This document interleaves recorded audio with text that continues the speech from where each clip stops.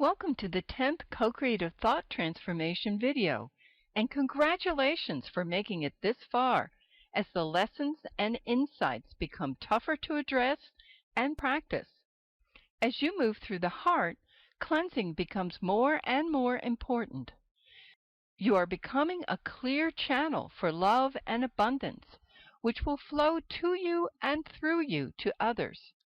This month's video focuses on the next step in spiritual development, moving from guilt to forgiveness. Now that we have looked at eliminating judgments, possessiveness, and controlling behavior while also seeking to curb the defensive and offensive influence of the ego, it is time to look at guilt, a major impediment to complete heart openness. Guilt can serve a useful learning purpose when it leads to awareness, growth, restitution, healing, and forgiveness. But guilt is more commonly experienced as a negative emotion that justifies further punishment or self-flagellation even after apologies or attempts at reparation have been made. All negativity leads to heart closure, and guilt is no exception. Whether you feel guilty long after it is productive, or you keep guilt alive by withholding forgiveness from others.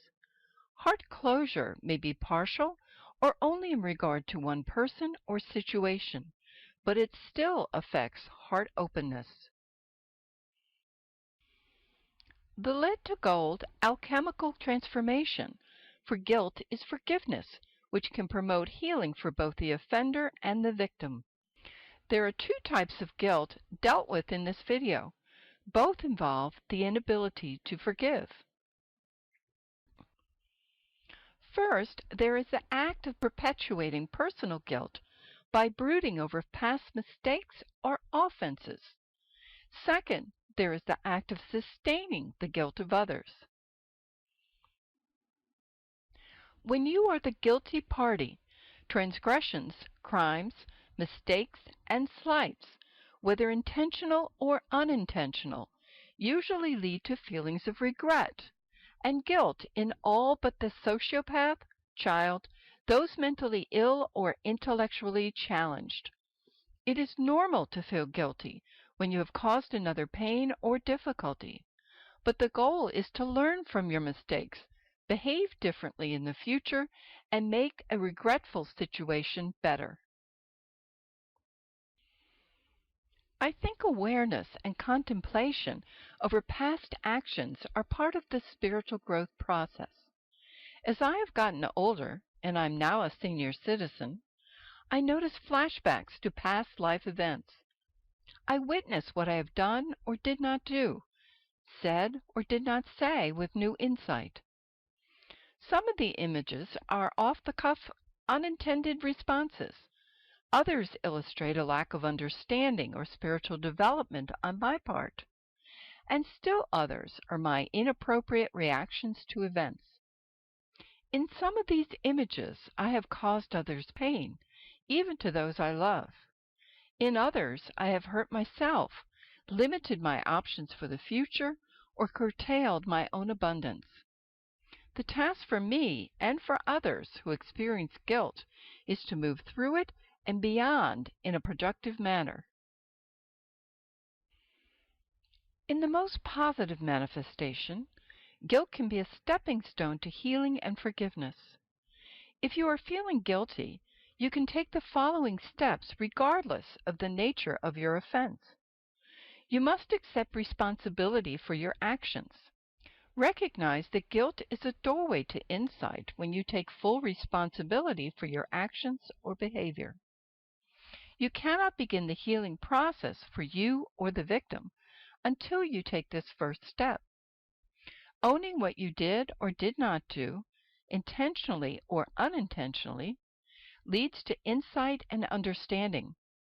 It allows you to grasp what you have done and the impact you have had on others.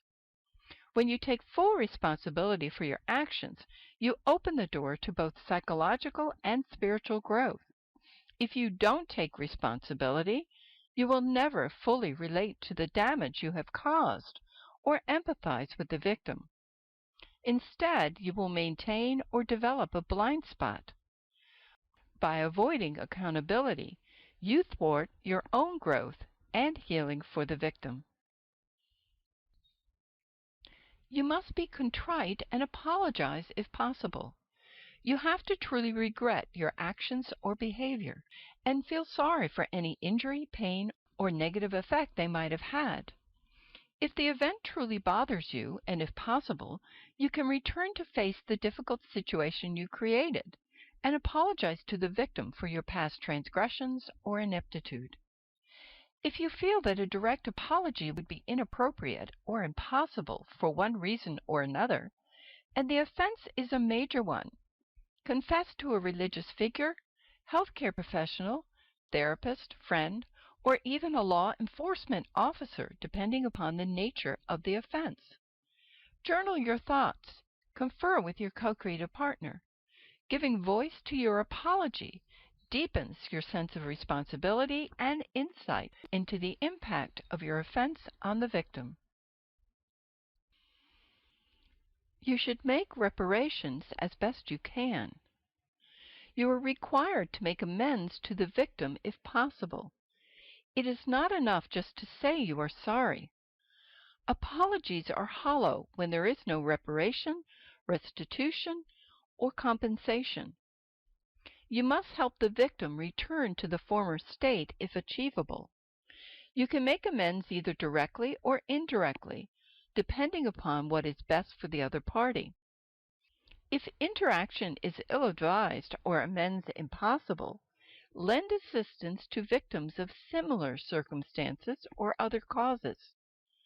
Do some good somewhere for someone. This is for your own personal healing and will help you to realize the full effect of any injury or pain you have caused. Honor the process of restitution in an appropriate manner. When you pay for the damage you create or work to correct the problems you have caused, you are not only less likely to offend again in the future, you become part of the solution rather than the problem. You need to resolve to change in the future. Make a firm commitment to change. Learn all you can from your mistakes and resolve to do things differently hereafter by investigating your motives and developing a positive strategy for the future. What led you to that situation? What caused you to respond the way you did? There had to have been more appropriate responses. What were those options? What kept you from choosing one of them instead? How would others have handled this situation? Is there a role model you can look up to? Consider what you would do differently now if you could turn back time. Come up with a game plan. Gaining insight into what you did and why you did it, along with what you can do differently, can help to prevent future occurrences. Your apology and reparations mean nothing if you continue to behave in the same manner, creating new offenses. Ask for forgiveness and forgive yourself. You may or may not be lucky enough to be forgiven by the victim, but regardless, you need to forgive yourself. You are a student of life involved in a learning process. You may make decisions you later regret, and sometimes terrible mistakes, both intentional and unintentional. If you have conscientiously gone through the other 4 steps, you have the right and responsibility to forgive yourself. This is a necessary step in your own healing. If you have committed a crime or more serious transgression, you will probably experience a lifetime of insight from this traumatic event. The more serious the offense, the more times you will relive the event and have to go through the 5 steps. For you, this will be a repetitive process. Healing will involve shedding layers and layers of counterproductive behavior and establishing new, rehabilitated social skills. You may never be forgiven by the victim and may find it difficult to forgive yourself, But as you shed each layer and reform yourself, honor your process. Forgive yourself bit by bit with each round if that is all you can do. Find a way to give to others so the healing process can continue and your heart can open. If you are plagued by guilt in regards to a petty offense, you probably have not been through the 5 steps or been conscientious enough as you accomplish them. You need to dig deeper and try harder. If you have made sincere and repeated efforts over a slight offense without positive results, it is time to move on or see a counselor. Guilt is a useless and wasteful emotion when it lingers like an old house guest who is no longer welcomed. Once you have done everything that can or need be done to make amends and prevent future occurrences, forgive yourself and put the matter to rest, even if others do not or cannot. You should not wallow in guilt any more than the victim should remain stuck in self-pity. It is time to rise above the negativity and begin to recreate your life for yourself and others. Awareness can lead to preemptive corrections. You don't have to live mistakes in the future if you stay alert, proactive, and in touch with your co-creative partner. You can begin to project your possible actions forward, see their probable effects and responses, and then make appropriate adjustments before proceeding.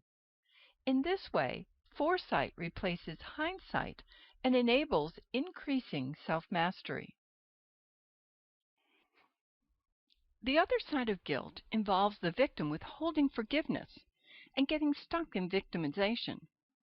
This can be both psychologically and spiritually damaging, and it makes no sense when the offense is minor, unintended, and the offender is truly sorry while attempting to make reparations or correct the situation. Refusing to forgive and holding on to pain in this situation suggests a psychological pattern of victimization that might best be addressed in counseling if it is a repetitive life occurrence. Even if the offender refuses to apologize, is incapable of understanding the pain he or she has caused, or simply unaware for one reason or another, you should endeavor to rise above the situation and move on. If nothing can be gained from trying to inform the perpetrator as to his or her transgression, bypass this person completely and recreate your life. Don't get angry, don't get even, get enlightened. With your co-creative partner, you are more powerful and creative than anything that has happened to you. Forgiveness is much more difficult but not impossible when the offense is major, long-lasting, and/or permanent. But regardless of the offense committed and the pain experienced, the inability to forgive the perpetrator or to channel your hurt and anger into a positive pursuit or cause extends and magnifies the damaging impact of the original offense. When you refuse to forgive, you continue to replay the offense and carry the pain with you on a daily or even hourly basis. This not only affects your heart openness, but also your spiritual growth, as well as your mental and physical health. In this way, the original offense is extended well into the future and far beyond the initial incident. Your life and spiritual growth can spiral upwards from the infraction, or you can instead descend into the black hole of despair. Withholding forgiveness negates any possibility of compassion for the perpetrator. This may or may not be possible for you given a major offense, and might seem unreasonable when the crime is truly senseless, the effect permanent, and/or there is no justice. The important point to keep in mind is that forgiveness is not primarily for the benefit of the offender. It is for your benefit. You do not have to make a statement of forgiveness to the offender, or even see him or her face to face. This may only increase your pain and sense of victimization. Forgiveness is for you, the victim, because the inability to accept and forgive will stunt your spiritual growth and close your heart, even if only a little, to all those you love and all the joy in being with your loved ones. When you refuse to forgive, depression or anger can set in. Depression is very different from grief. Grief is an immediate reaction to a serious offense that involves painful sadness. Grief tends to bring people together, forming or strengthening interpersonal bonds as others rally around with offers of support. Grieving individuals may draw closer to their co-creative partner for comfort and assistance. Grief can lighten with time and eventually be commingled with fond memories of the past and resolve, if not hope, for the future. Depression, on the other hand, is very different from grief. Depression deepens and darkens with time. It separates and isolates as the individual withdraws from interaction with others and may even become mentally, emotionally, or physically unreachable. Any and all positive emotion can be overwhelmed by negativity. Life slows down for the depressed person as there is no attempt to move forward. A truly depressed person cannot see positive choices or contemplate constructive actions. He or she prefers to do nothing and ceases to truly relate to anyone or anything. Refusing to forgive can instead result in anger. While depression lacks movement, anger can be a call to action. Hopefully, this will be corrective action related to a purpose or cause instead of a reaction or retaliation. Allowing anger to rage without a creative or productive outlet for expression will be detrimental to your physical and emotional health as well as your spiritual growth. Relationships may suffer, even relationships with those you love. Anger can separate and isolate as effectively as depression. You cannot harbor guilt, depression, anger, or a lack of forgiveness and not be tainted by it. Refusing to forgive can consume you. You will identify with a negative event and continue to relive it. You need to put this burden down. If you have been a victim, you have to find a way to come to terms with what has happened to you so you can live a full life with an open, loving heart. You cannot stop living and loving because of someone else's mistake, transgression, or crime. That would be giving the perpetrator too much power. You have to move forward for your own sake and for the sake of those you love. Victims who become courageous and inspirational when faced with a major challenge or injury remain open-hearted because of their beneficial effect on and interchange with others. In this way, forgiveness can be uplifting, promoting spiritual growth, insight, and wisdom. Creating a means to effect positive change for yourself or others that will prevent unfortunate events or harm in the future makes the best of a bad and even horrible situation. A positive response is every bit as important as forgiveness. Sublimating your anger and pain into a push for change is an act of caring for others that allows the heart to remain open and heal. If you cannot forgive at the present moment, make a difference somehow, somewhere, and some way. Otherwise, you will feel helpless against injustice and weakened by your inability to respond effectively. You are not helpless and weak. Channel your emotions in a positive and productive manner. If you wish to do something constructive and transformational, confer with your co-creative partner. What sense of purpose can you lend to a painful event? How can you effect a positive change for the future? Respond in a creative manner for the sake of your own healing. Initiate corrective action. Do something positive for yourself and others. The best healing comes when you thrive in spite of and because of whatever you have been through and transform guilt into compassion and forgiveness. If you are able to accomplish this, you will be rewarded with a completely open, inflowing, and overflowing heart. This is your best option for the future and just may be what you are here to do. I think you know the routine by now. Work with this 10th co-creative thought transformation for 1 month, keeping it foremost in your mind. At the end of the month, move on to the 11th co-creative thought needing transformation. You are not expected to master any of the co-creative thought transformations within 1 month's time. These transformations are lifelong callings. There are layers and layers of spiritual insight and growth innate to each new co-creative thought pattern. In the beginning, awareness in and of itself is considered progress, a step in the right direction.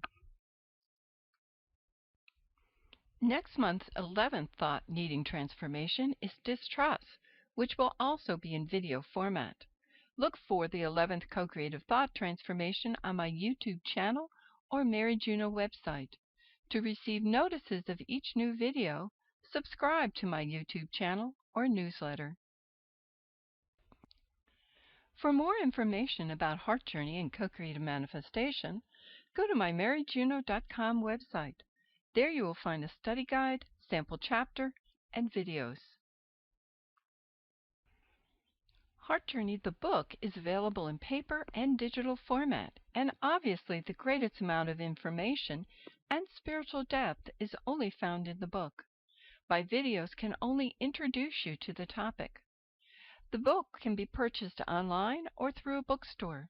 The digital format will work with your iPad, tablet, computer, or phone.